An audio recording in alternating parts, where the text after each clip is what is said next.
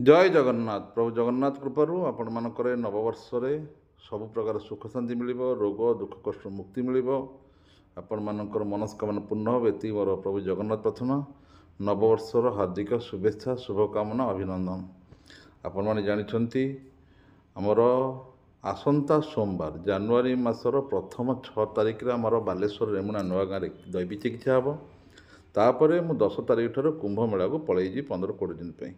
तेणु आमर समस्त दैवी चिकित्सा केन्द्र बंद रही आपण मानकर किसी रोग दुख कष्ट अच्छी आसतु आसंता सोमवार जानुरी मास 6 तारिख मु आसुची रेमुणा नुआगाँ बालेश्वर।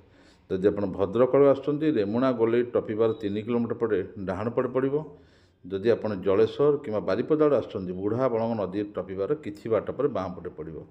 थे आसतु आपण मैंने जानी रोगी मानकर शेष आशा भरोसा होती आम दैवी चिकित्सा केन्द्र ओडिशा नुहे इंडिया नुहे बाहर देश को दैवी चिकित्सा जाऊँगी। बाहर देश इंडिया प्रचुर लोक भी आम पाक दैवी चिकित्सा आसती मेडिकल हरास हताश होगापर शेष आशा भरोसा होती आम दैवी चिकित्सा केन्द्र।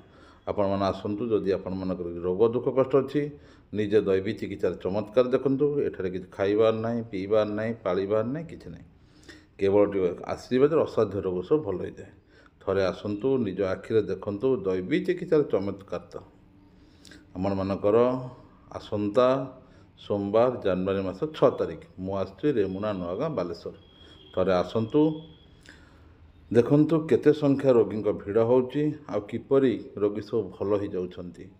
तेणु आपण मानकर आसंता सोमवार जानुरी मास 6 तारिख मु आसुची रेमुणा नुआगाँ बालेश्वर।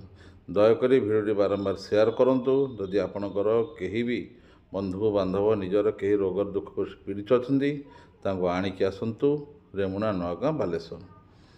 आपण मैंने जानी दीर्घ 2011 मसीह मोर दैवी चिकित्सा चलती ओडिशा नुहे इंडिया नुहे बाहर देश को जाऊँगी से टिके स्पर्श टिके आशीर्वाद असाध्य रोग सब भल जाए। आप किसी खाइबार ना तेल घसीबार ना पालिबार ना कि ना इंजेक्शन ना औषध ना कि ना केवल टिके स्पर्श असाध्य रोग सब भल हुए।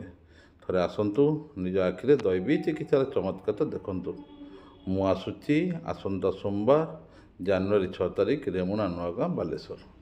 आपण जदि भद्रक आसुँच रेमुणा गोली टपियार 3 किलोमीटर पड़े पड़ो। जदि आप बारिपदा कि जलेश्वर आसुँच बुढ़ा बालंग नदी क्रॉस कर पर बाँ पटे पड़ो। देखिए 4-5टा मंदिर अच्छी से महामृत्युंजय मंदिर शालबणी नुआगाँ मु आसुची। दयाकोरी भिडियो बारंबार शेयर करूँ। जय जगन्नाथ।